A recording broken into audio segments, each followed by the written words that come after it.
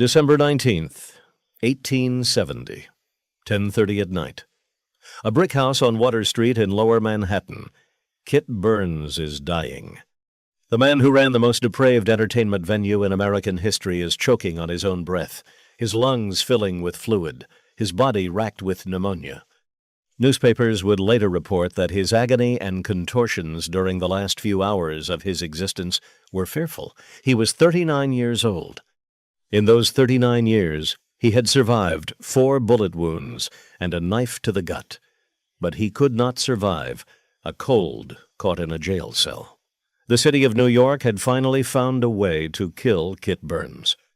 Not with bullets, not with blades, with a law. A 4-year-old animal cruelty statute, enforced by a man in a top hat who believed that rats deserved better than this. This was not just another saloon keeper. Kit Burns was the co-leader of the Dead Rabbits, one of the most feared gangs in New York history.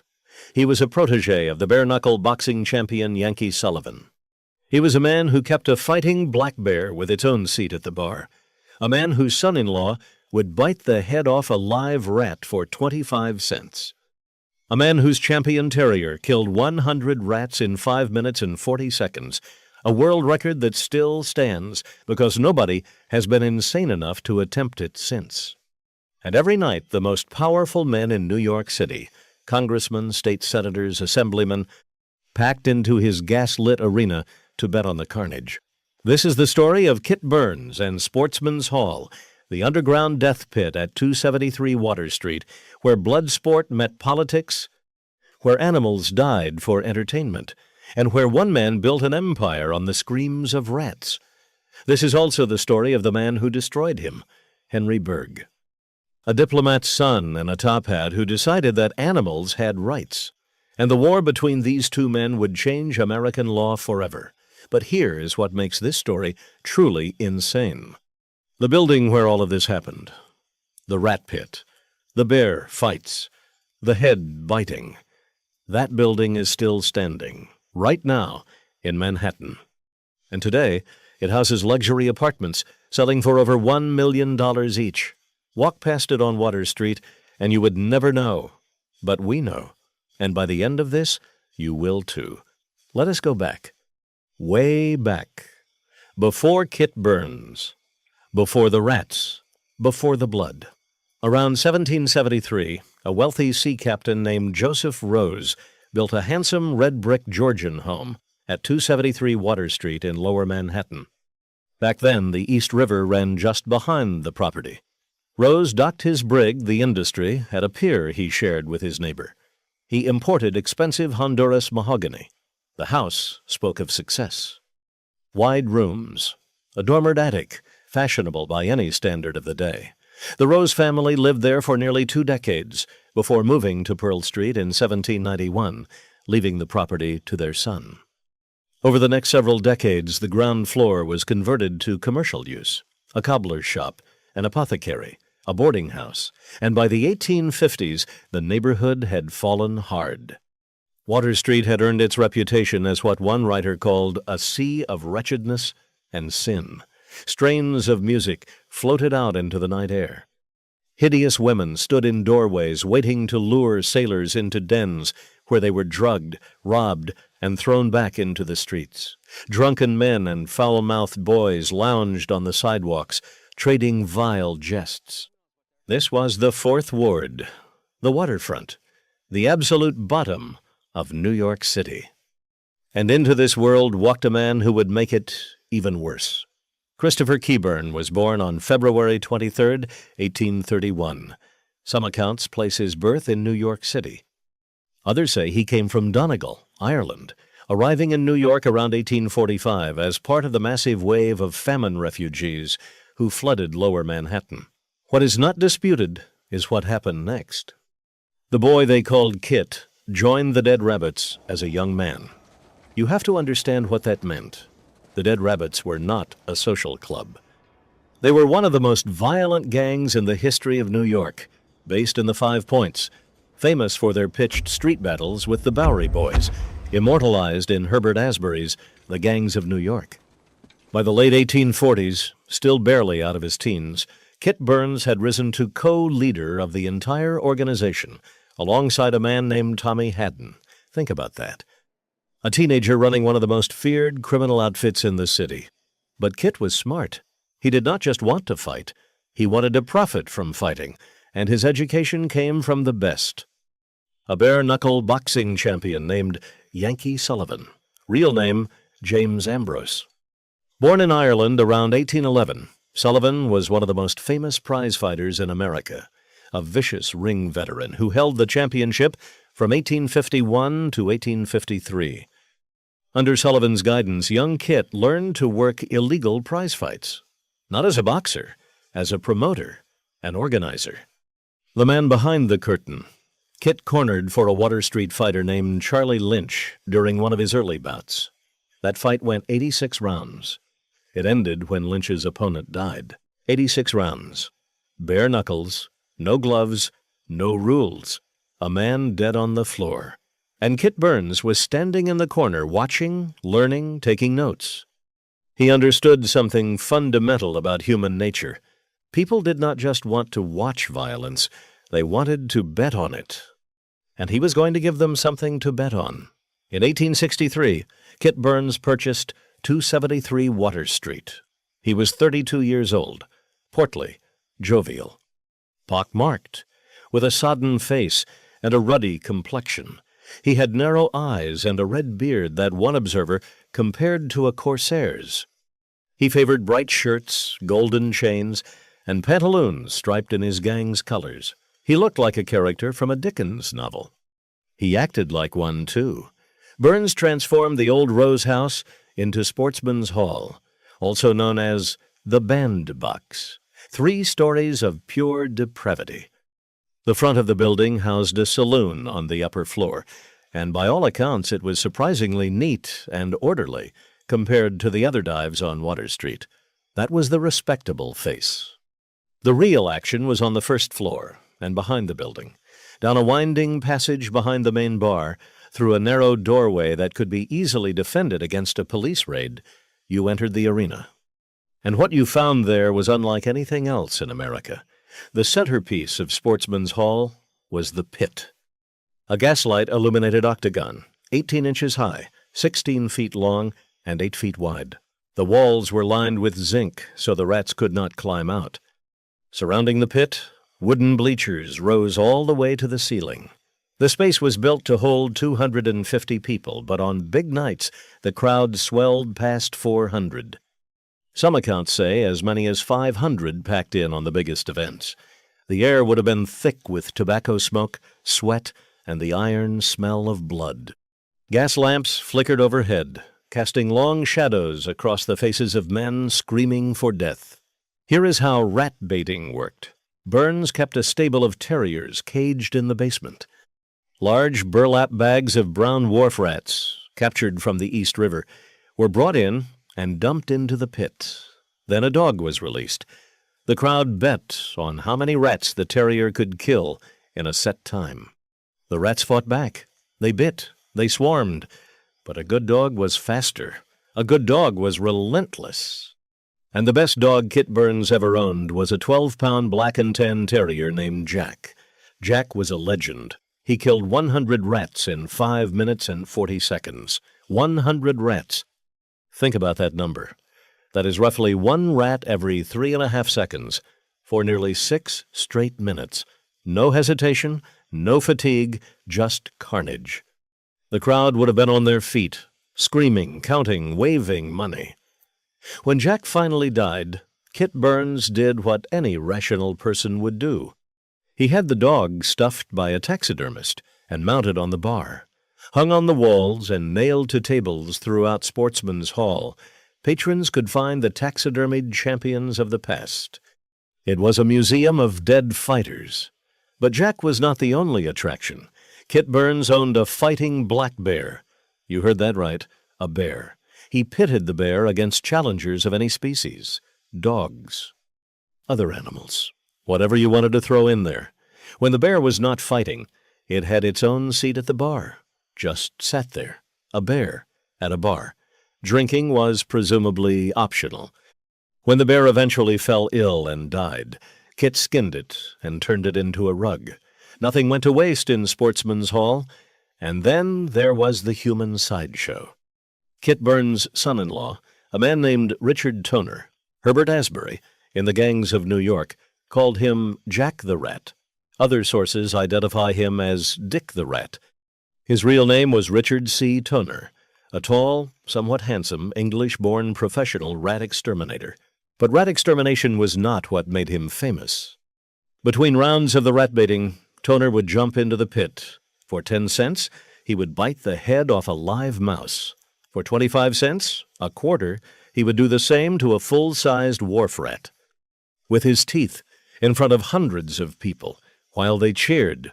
You have to understand what this scene looked like. A gas-lit arena packed with hundreds of sweating, screaming men. A zinc-lined pit filled with blood and rat carcasses. A stuffed dog on the bar. A bearskin rug on the floor. A man biting the heads off live rodents for pocket change. And sitting in the bleachers, placing bets, enjoying every second of it, were some of the most powerful men in New York. Oliver Dreyer, a contemporary journalist, wrote that some of our city members of Congress, state senators and assemblymen and municipal magnates are Kit's patrons. This was not some secret gathering of lowlifes. This was the political establishment of New York City, drinking whiskey and betting on how fast a dog could kill 100 rats. The dogfighting was even more elaborate. Burns matched dogs of the same weight to fight in officiated battles, with a cadre of surgeons standing by. If a dog did not make weight, the handlers lashed the animal to a treadmill in the basement and whipped it until it sweated off the excess pounds. After weigh-ins, the coaches scrubbed their dogs with a scalding solution of water, soda, and Castile soap. Then came the most bizarre part.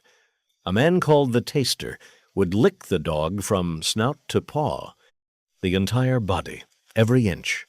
The purpose was to detect whether the opposition had rubbed their champion with numbing agents designed to weaken the other dog's biting grip. Kit Burns explained it plainly. A fellow takes out a handkerchief and throws the stuff on the dog while he is fighting. So you needed a human tongue to check. Fights lasted hours. They usually ended in death or a thrown towel. Burns had a champion named Belcher, with a standing $1,000 bet that Belcher could defeat any dog on the planet. Admission to Sportsman's Hall ranged from $1.50 to $5. That was roughly what a skilled laborer earned in an entire day. The crowd paid it gladly. Now here's where it gets interesting. You would think that a man running bear fights, rat death matches, and live head biting in Lower Manhattan would attract some attention from the authorities, and you would be right. But for years, Kit Burns operated with near impunity. The police looked the other way. The politicians were literally in the audience.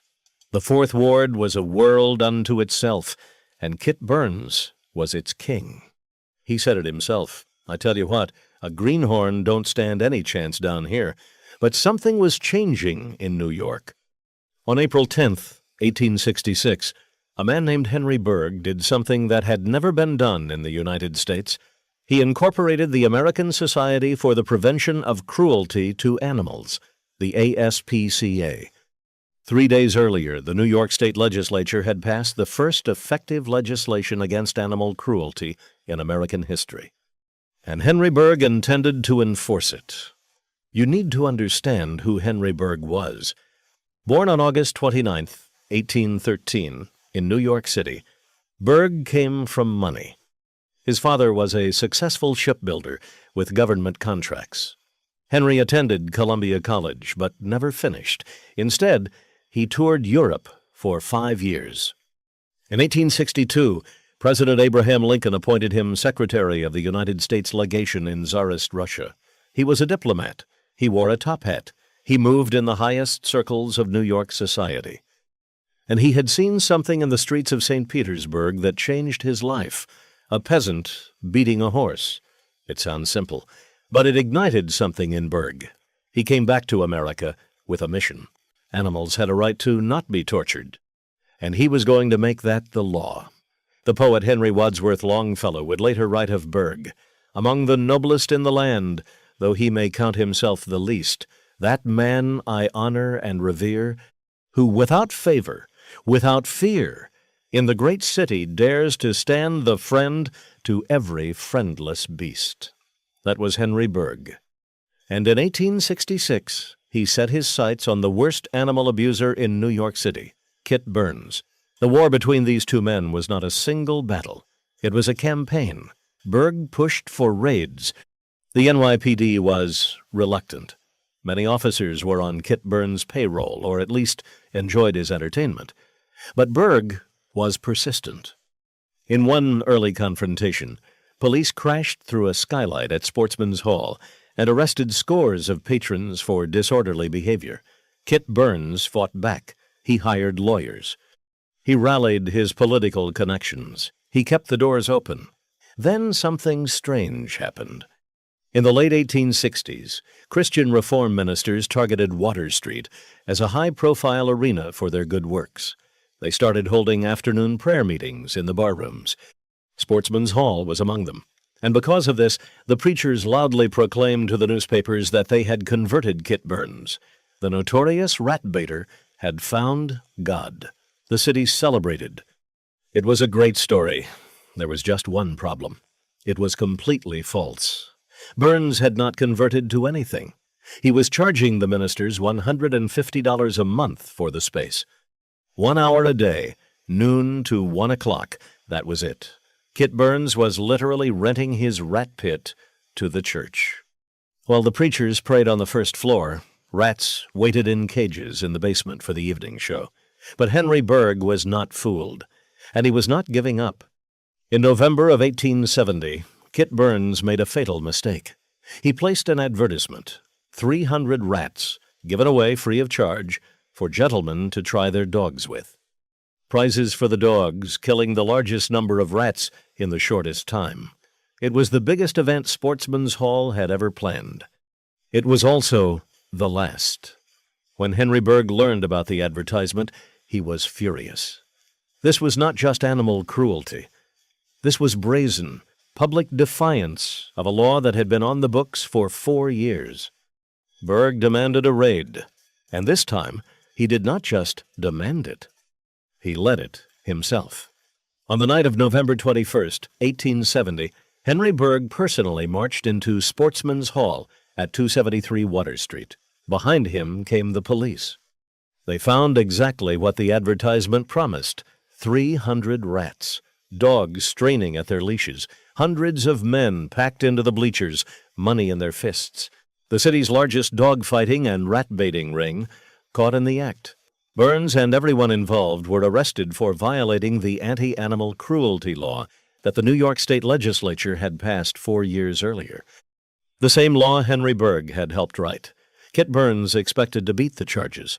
He had beaten charges before. He had the political connections. He had the lawyers. He had the money. But this time was different. Bergh had too much evidence. The advertisement, the 300 rats, the witnesses, the pit itself, still wet with blood. Burns was thrown in jail. And that is where his luck finally ran out. He caught a cold. In the damp, freezing cells of a New York jail in November, the cold turned to pneumonia. His body, battered by 39 years of bare-knuckle brawling, bullet wounds, and knife fights, could not fight it off. On December 19th, 1870, at 10:30 in the evening, Christopher Kit Keyburn, alias Kit Burns, co-leader of the Dead Rabbits, king of Sportsman's Hall, the man who kept a bear at the bar, died before he ever went to trial. He was 39 years old. Everyone else arrested in the raid was eventually acquitted. But Burns never got the chance. They buried him 3 days before Christmas. The hearse was drawn by 6 white horses. A crowd gathered at his daughter's house in Brooklyn for the wake. Mourners followed the body on foot 10 miles, all the way to Calvary Cemetery in Queens. The procession was large enough to form a parade.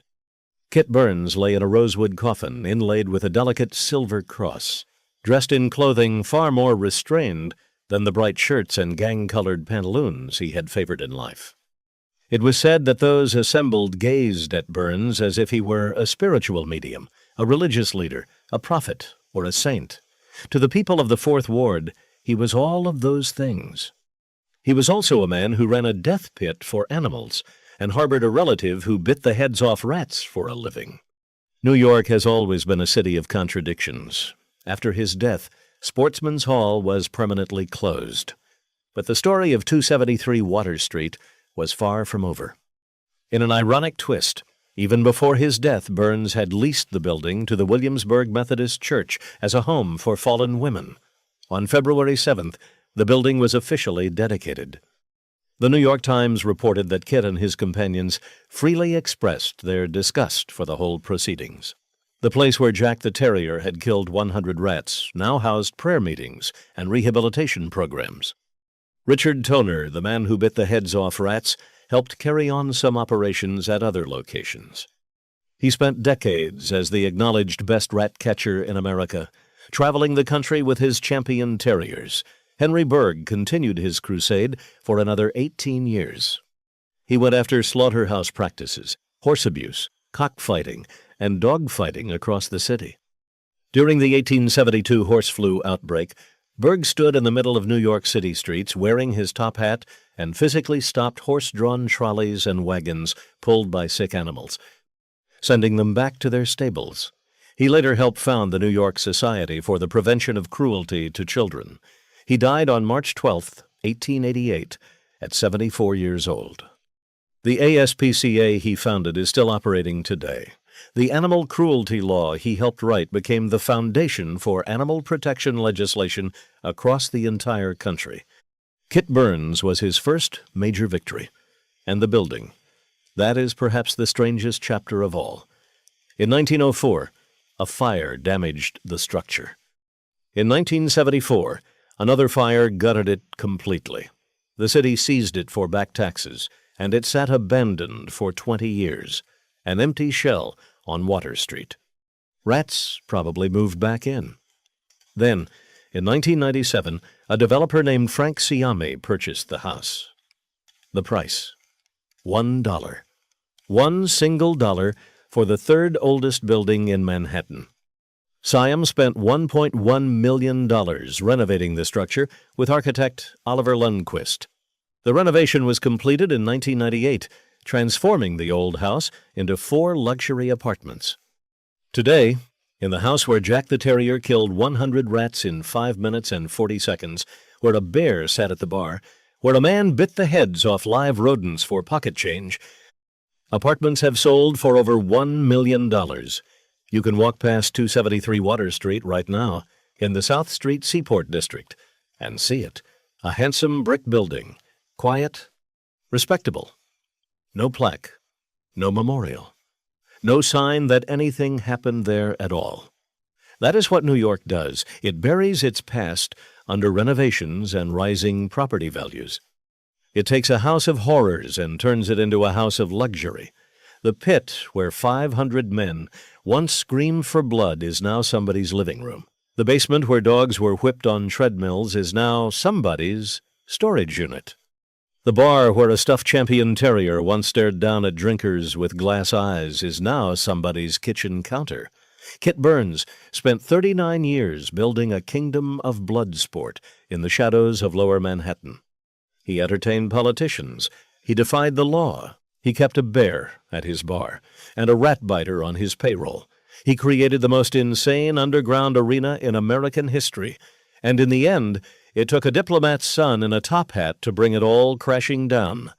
Not with violence, with a piece of paper, with a law, with the radical idea that even a rat has the right not to be tortured for entertainment.